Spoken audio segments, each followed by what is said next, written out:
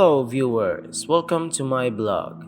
In today's video, we're going to explore about the exposure triangle or the three pillars of photography of a camera. This is Steven Martinez, your instructor for your next discovery. Basic introduction of DSLR.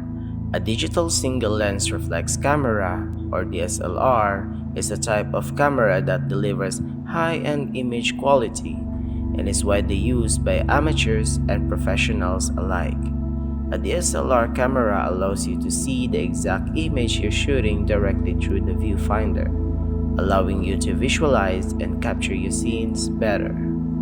I'm introducing you the exposure triangle. In photography, the exposure triangle explains the relationship between aperture, shutter speed, and ISO. Whether you're shooting old school film or with a mirrorless, these three factors are at the center of every exposure. What is aperture? Like the iris of your eye, the aperture blades on the lens of a camera control how much light is let into the camera lens. The amount of light that reaches your camera's image sensor will determine what the exposure looks like.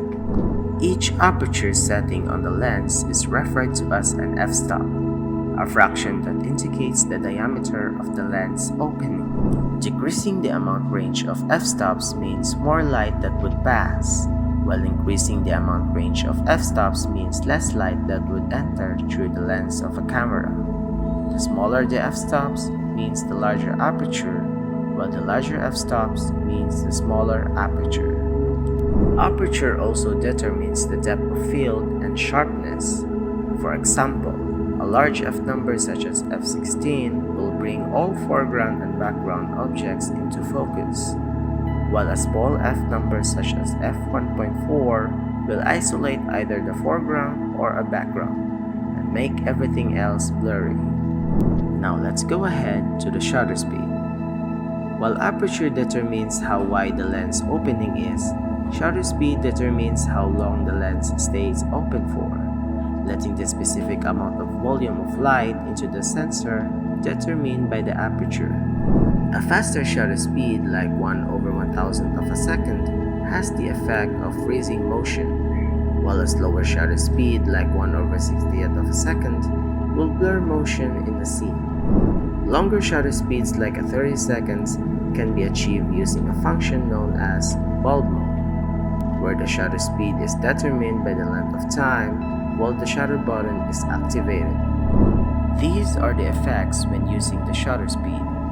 Fast shutter speeds like 1/1000th of a second, it freezes actions, like taking pictures in wildlife, sports, or water droplets. It captures in a sharp images from the fastest subjects.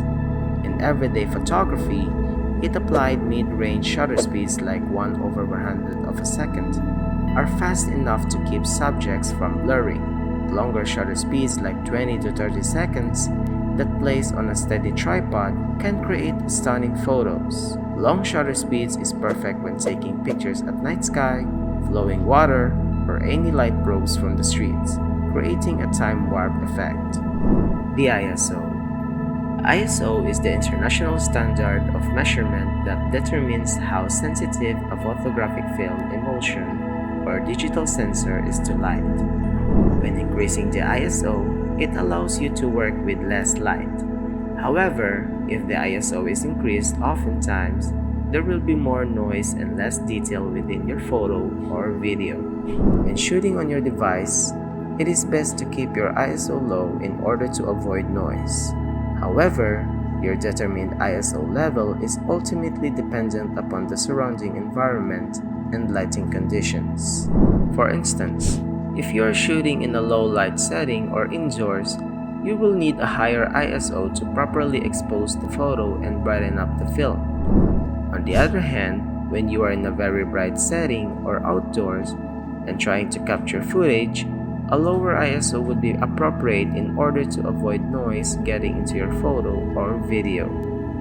What camera mode should be using?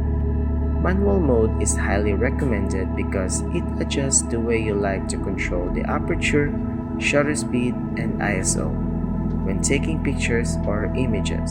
It might be challenging, but sooner you will discover their functions and how to balance them properly.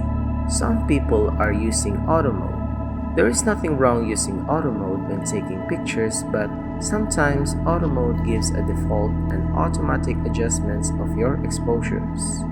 There is also a program mode, aperture mode, and shutter speed mode where it controls a specific exposure in the camera. So I highly recommend to learn how to shoot in all camera modes. But before we end this video, please visit, follow, and like to my personal Facebook page, Litrato Tibortio. I'm also a freelance photographer in my own local town. Message me if you need a photography service for your any kind of event or celebrations. As we end this video, putting it all together to produce a photograph or video, you must use the exposure triangle in order to balance aperture, shutter speed, and ISO. And as a result, control how long and how much light enters the camera sensor. This might help your photography skills into a whole new level. But to make a work of art, as it were, you'll need a fine-tuned combination of technical expertise and an untethered imagination.